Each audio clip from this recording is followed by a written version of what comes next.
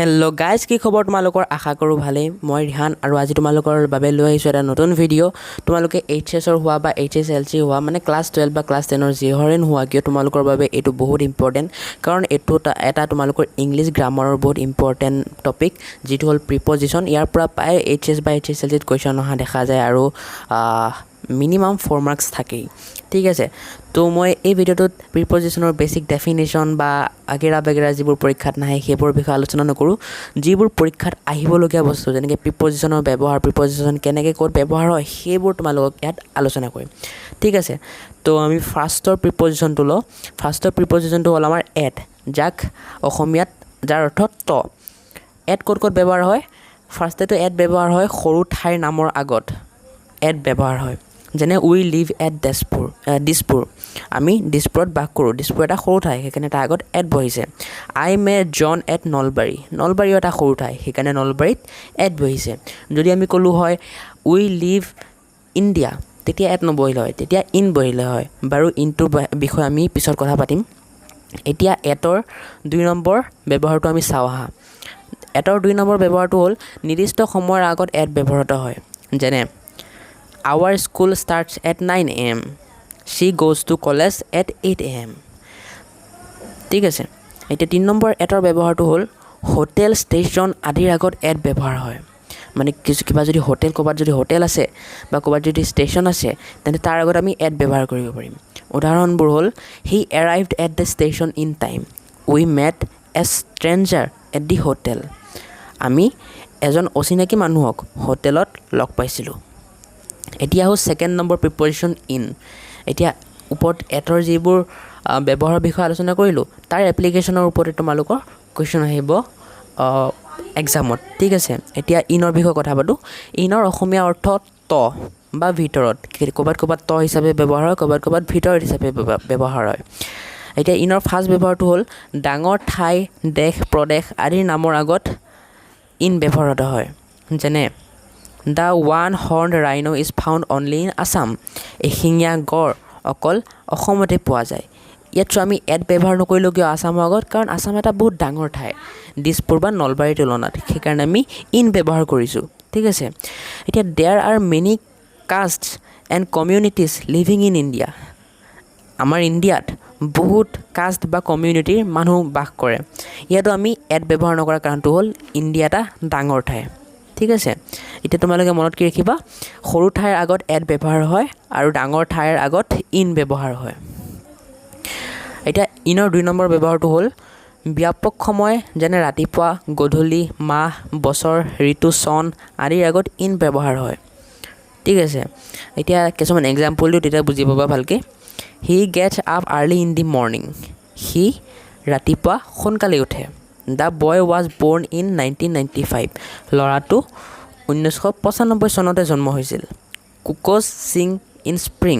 কুকোজে স্প্ৰিংত গান গায় স্প্ৰিং মানে এটা সিজন বুজাইছে Our examination was held in June আমাৰ এক্সাম জুন মাহত হ'ব She wrote a letter in the evening তাই ইভিনিঙত এটা লেটাৰ লিখিলে ইয়াত যে চোৱা ইন ব্যৱহাৰ হৈছে যে ইয়াত কিছুমান সময় আগত ব্যৱহাৰ হৈছে যেনে দা মৰ্নিংটো এটা সময় 1995 এটা সময় আছিল স্প্ৰিংটো এটা সিজনটো আমি মানে কোন নাই এতিয়া আমি স্প্ৰিঙৰ সময় আহিছে গ্ৰীষ্ম সময় আহিছে তেনেকৈ আমি কোন নাই তেনেকুৱা সময় পিছত জুনটো এটা সময় হিচাপে বুজাইছে আৰু দা ইভিনিংটো এটা সময় হিচাপে বুজাইছে খালি একেটা ব্যাপক সময় ঠিক আছে আমি যে ব্যৱহাৰ কৰোঁ যে 2টা বাজিছে সেইটো ব্যাপক সময় নহয় এইবোৰহে ব্যাপক সময় তো ব্যাপক সময়ৰ আগত কি ব্যৱহাৰ হয় আমাৰ ইন ব্যৱহাৰ হয় কিন্তু night day time dawn dusk noon midnight midday আদিৰ আগত এট ব্যৱহাৰ হয় এতিয়া মই ক'লোৱেই যে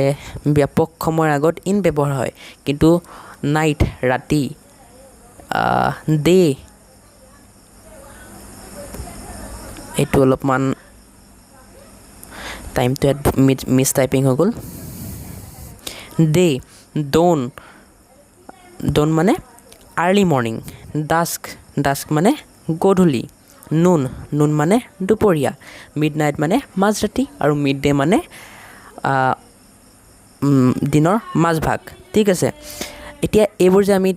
ক'লো নাইট ডে ডাস্ক নুন এইবোৰ কি হয় আমাৰ সৰু সৰু সময় কিন্তু স্প্ৰিং বা জুন বা 1995 চন সেইকেইটা ডাঙৰ ডাঙৰ সময় আছিল সেয়ে ডাঙৰ ডাঙৰ সময়বোৰৰ আগত আমাৰ ৰুলে কি কৈছে ডাঙৰ ডাঙৰ সময়বোৰৰ আগত ইন ব্যৱহাৰ হয় আৰু সৰু সৰু সময় যেনেকৈ এইবোৰ আগত এড ব্যৱহাৰ হ'ব আমি এই ক'ৰবাত যদি লিখা থাকে ডোন্ট বুলি ক'ৰবাত যদি লিখা থাকে তাৰ আগত আমি ইন ব্যৱহাৰ কৰিব নোৱাৰিম তাৰ আগত আমি এড ব্যৱহাৰ কৰিব লাগিব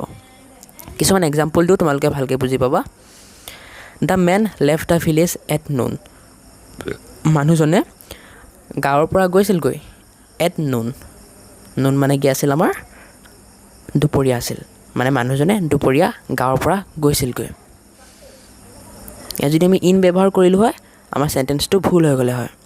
the thief broke into the house at mid night ইয়াতো চোৱা আমি মিড নাইটৰ আগত এড ব্যৱহাৰ কৰিছোঁ কাৰণ মিড নাইট এটা সৰু সময়